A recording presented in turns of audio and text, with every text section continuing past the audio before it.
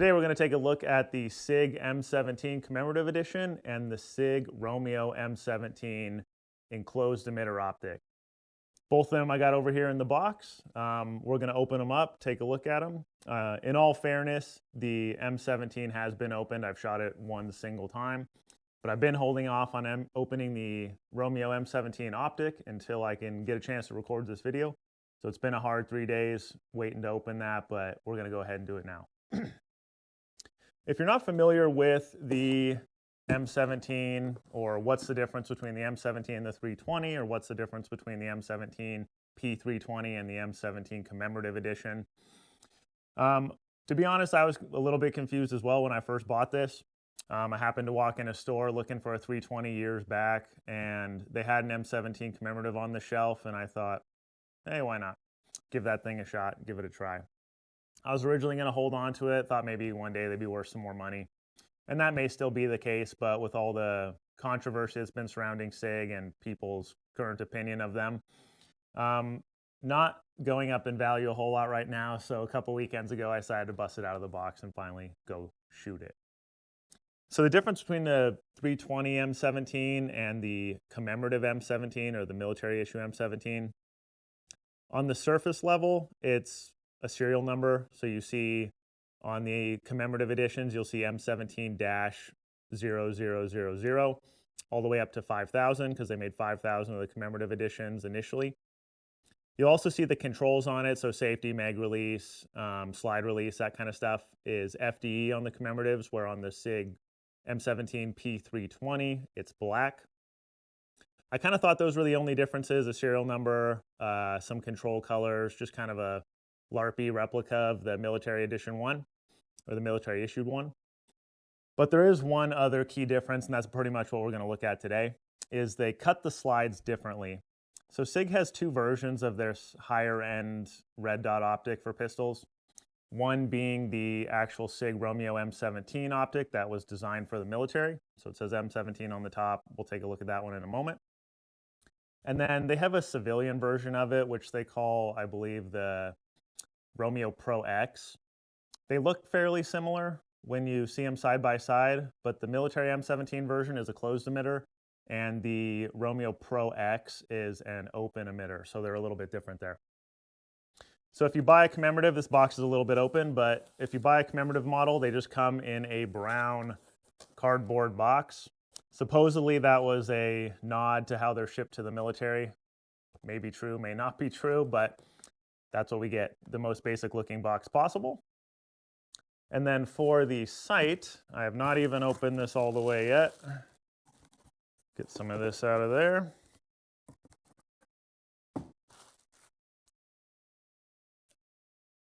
Another brown box.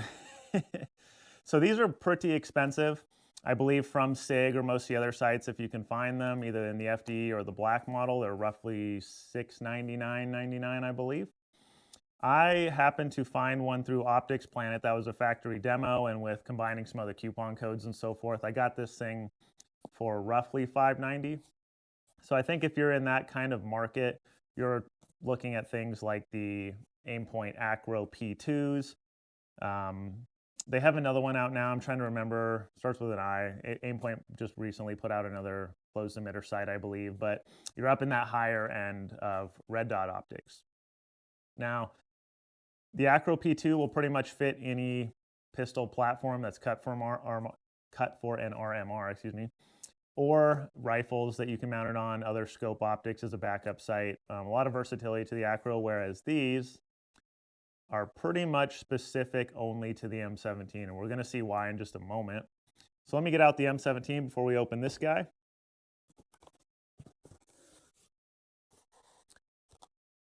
So when you buy one of these, let's take a look at what they actually come with. So here's everything that comes in the box when you get a Sig M17 commemorative model.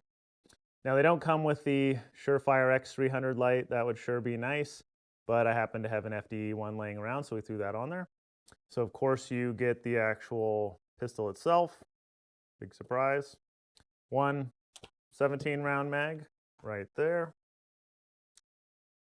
Secondly, two 21 rounders. So we got one there and there.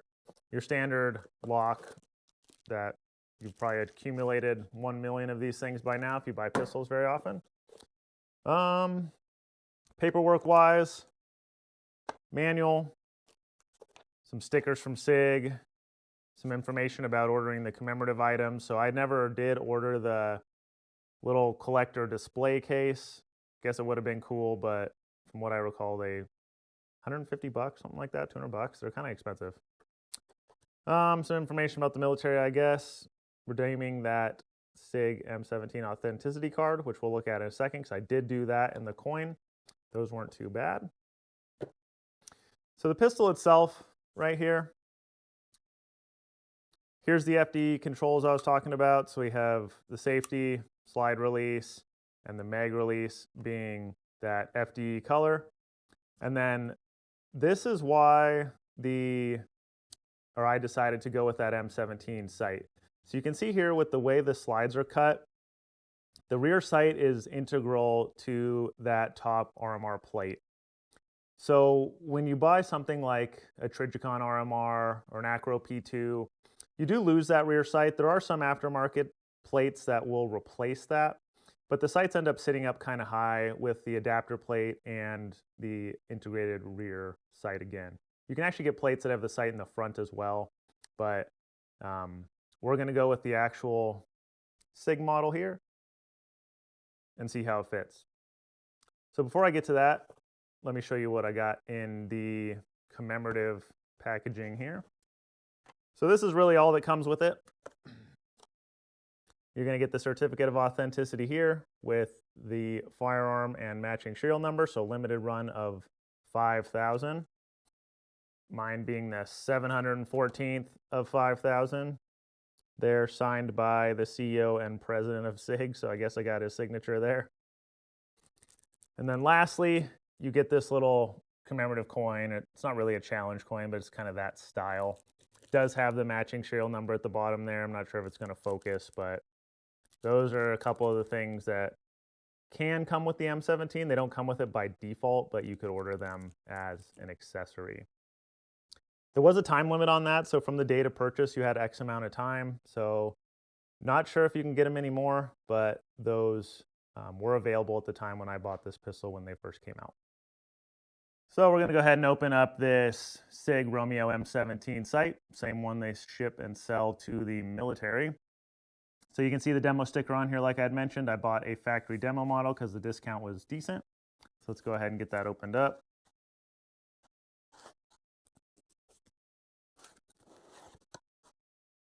All right, so similar packaging to the actual pistol itself, same sort of foam material in there.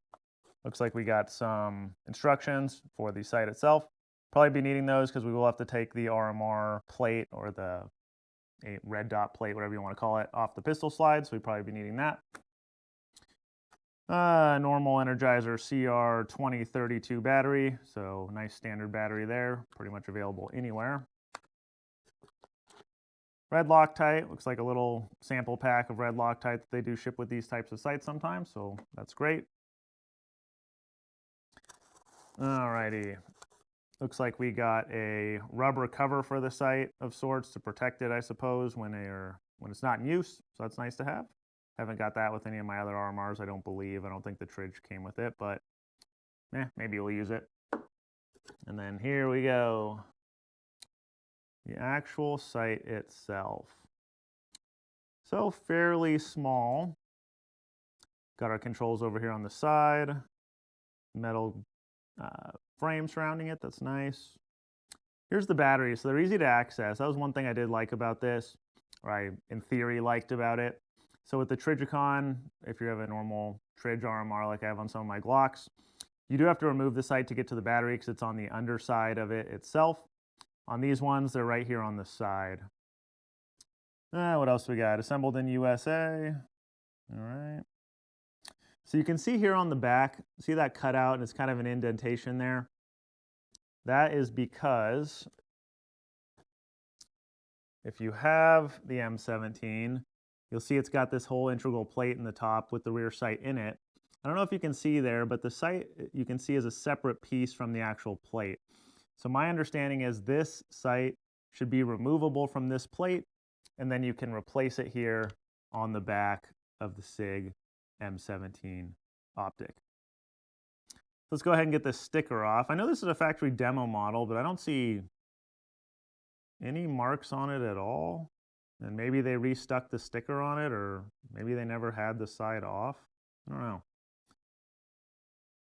I never know what they mean by factory demo. Was it just sitting in a case that you could look at it? Was it sitting on a, you know, a demo desk display at some event show? What does that mean? All right. So, like it says on the top there, Romeo-m17. Got that little QR code. Let's take the side cover off. See if there's actually a battery in it. Nope, no battery in it. So let's go ahead and put the one in that we received. All right, we're back. That battery was in there better than I expected, so I had to go grab a little different knife to go ahead and get that out of there. Let's drop the battery in here. Yep, plus to plus, we are good to go.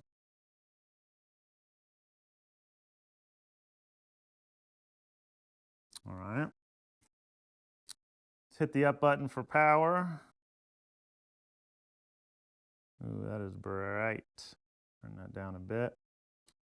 Not sure how much you're going to be able to see this here. Can I get the dot? There we go. Single dot in there. Closed emitter. This is my first closed emitter site. So we'll see how that goes. I do live in the PNW, so closed emitter should be the thing, but we will give it a shot. So I'm going to go grab some tools, and we're going to see if we can get this on the M17 here. All right, grab some gloves here, grab some tools, torque wrench here, a couple Torx bits, some of the stuff we're going to need to do this.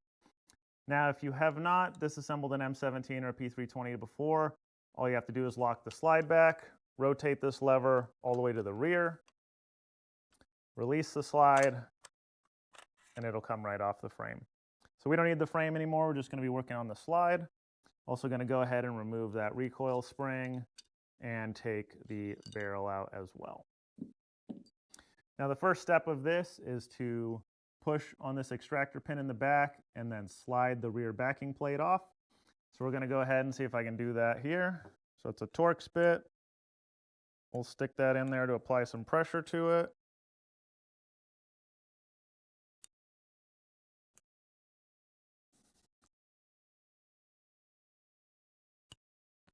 There we go. Release it slowly because there's some pressure on that. So we got the backing plate off here. Going to set that to the side. Pull the extractor out with the spring.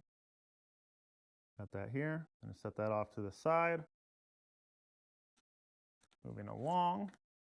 We are then going to remove the extractor. They should almost just fall out. Sometimes they catch a little bit. There we go. Got the extractor out. Now we are going to remove the striker assembly here, and that should just pull out as well.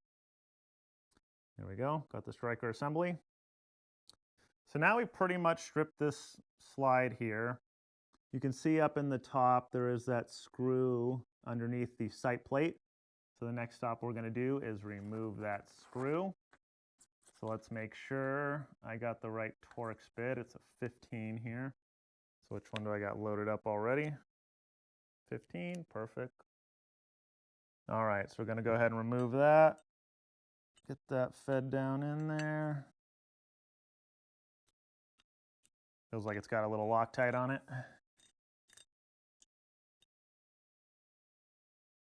Yep, little red Loctite on it. Sight came off with it.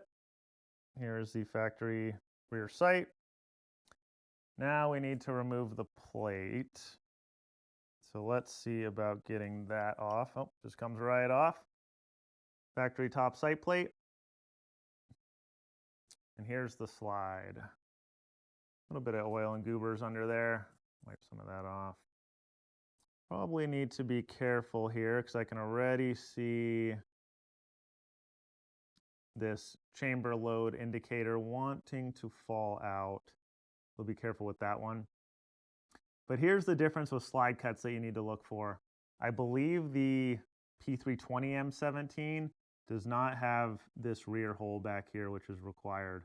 You can see this is cut for other types of red dot mounting, but we're going to go ahead and put the M17 Romeo on here, which was designed for this slide. So let's go ahead and move along. All right. So we're going to grab the sight here. Got our sight. Looks like we need to drop it in with kind of a forward angle to get it under that front lip.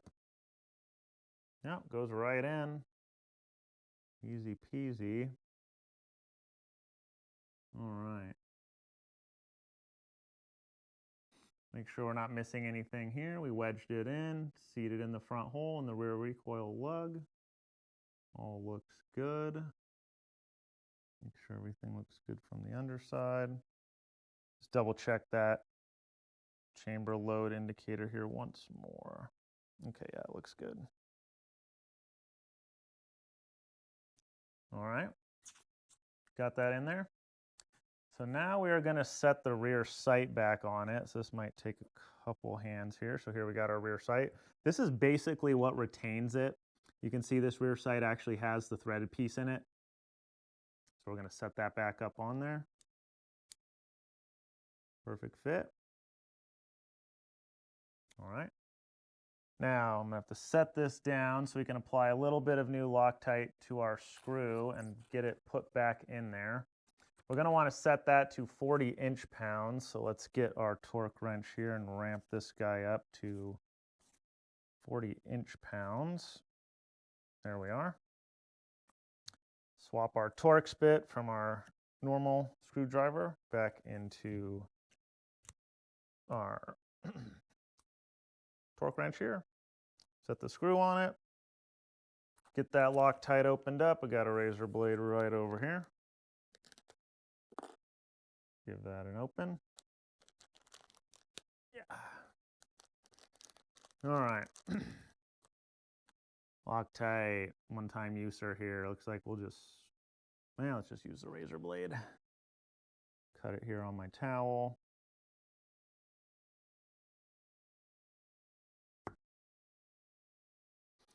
All right, Loctite, less is more in most cases, so let's just put a dot on here of the liquid. Okay, got a little bit of Loctite on there. Now we are going to try to hold all this and feed this screw back up inside and just get it started. All right, feels like it's starting to bite here. Get to that 40 inch-pounds like the manual calls for. Let's listen for the crack. Oh man, that's tight. There we go, that's 40. Check it one more time. Good to go. It's mounted. So you can kind of see here with the retention of the rear sight, you can use that to co-witness. I'm probably not showing that as perfectly as possible. But the one reason I really wanted to buy this sight for this firearm is because it mounts low. If you take a look at these with Acro P2s on them, I mean, the P2 is just a big mailbox to begin with, but it sits up pretty high because it needs the adapter plate under it. With this being a native mount, it sits down on there real nice. Now time for reassembly. Pretty much just everything in reverse order of how we had done it. So we're going to grab the striker assembly here, feed that into the rear. Make sure that's seating in there. Good. We are going to grab the extractor here now. Set this back in the correct orientation and spot. Good to go. Grab the extractor spring here. So you'll notice, by the way, that this has a Torx head on it.